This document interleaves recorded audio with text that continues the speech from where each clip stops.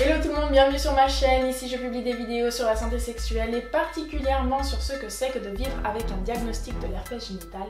Et il m'aura fallu 5 ans, je dis bien 5 ans avant que je daigne publier une vidéo en français sur ma chaîne. Du coup j'en fais une mais elle en vaut 5 parce que je vais répondre à 5 des questions que l'on me pose tout haut et qu'on ferait mieux de réfléchir tout bas. Du coup voici l'interview des préjugés. Donc bonjour Lorraine HD, Laurine, ouais. Il y a deux E, ça fait I en fait. Mais Lola pour les intimes, vu qu'on va parler de trucs intimes. Ouais, aussi, sinon on reste, on garde Laurine. Laurine HD, bonjour. Vous êtes éducatrice sexuelle et créatrice de contenu et vous partagez dans vos vidéos votre expérience de vie avec une IST très stigmatisée comme l'herpès génital. Donc, qu'est-ce que l'herpès génital? Eh bien, l'herpès est une famille de virus qui peut provoquer des infections cutanées.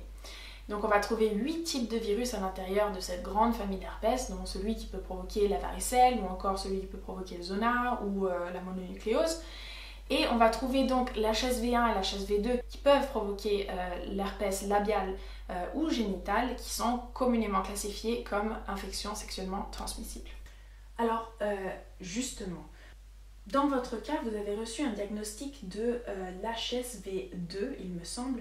Donc, comment est-ce qu'une jeune femme comme vous finit-elle par attraper ça?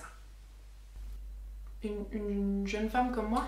Non, je veux dire, quand on s'imagine une personne avec une IST, ben on ne s'imagine pas vous. Donc, j'ai pas l'air d'être sexuellement active, quoi. Ah, non, c'est pas ça.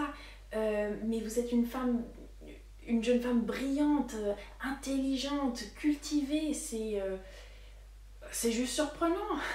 Bah écoutez, ce qui est surprenant, c'est que vous pensiez que l'intelligence ou la culture générale ait quoi que ce soit à voir avec l'herpès. Enfin, c'est pas comme si le virus de l'herpès nous faisait passer un quiz trivial poursuite avant de s'installer dans notre corps. Enfin, si c'est ça que vous pensez, vous êtes un petit peu à côté de la plaque.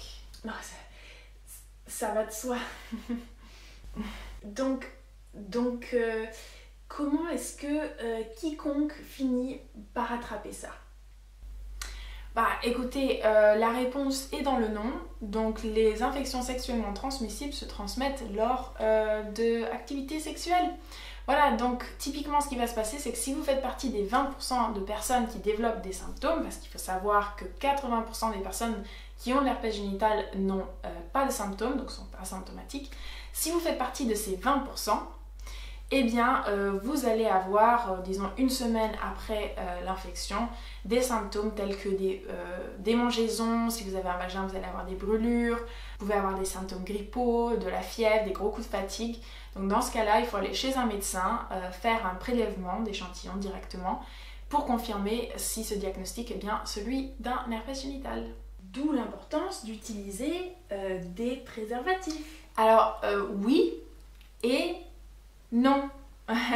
Voilà, parce que en fait, faire référence au préservatif sous-entend que le risque est uniquement présent lors de pénétration vaginale ou pénétration anale, et en réalité le risque est aussi présent lors de sexe oral. Donc si une personne a un herpès labial et fait un cunnilingus ou une fellation ou un anulingus à son ou sa partenaire, eh bien il y a une forte chance que ce ou cette partenaire soit à son tour contaminé. Donc protection, oui, mais pas que lors de pénétration.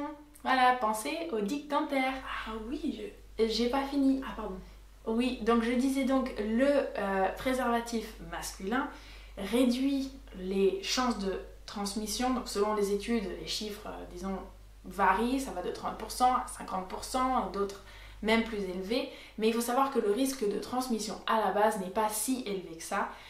Donc c'est d'à peu près 10% de pénis à vulve sans aucune protection barrière utilisée et 4% il me semble de vulve à pénis. Donc je ne suis pas médecin, attention, je tiens à le dire, je ne suis pas médecin, mais je lis beaucoup d'études qui sont publiées par des revues médicales.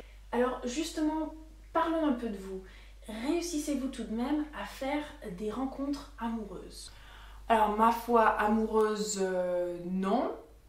Mais sexuelle, oui. Ah oui? Oui. De trouver un partenaire qui soit émotionnellement mature, disponible, de parole et qui ait de belles valeurs, qui ne soit pas jaloux, ça court pas les rues, hein. C'est plus facile de s'envoyer en l'air quand même. Elle n'a pas tort. Donc oui, des rencontres, il y en a. Je fais toujours part de mon diagnostic à mes partenaires avant qu'il se passe quoi que ce soit de sexuel. Donc si ça pose un problème, on en parle. Sinon, on y va.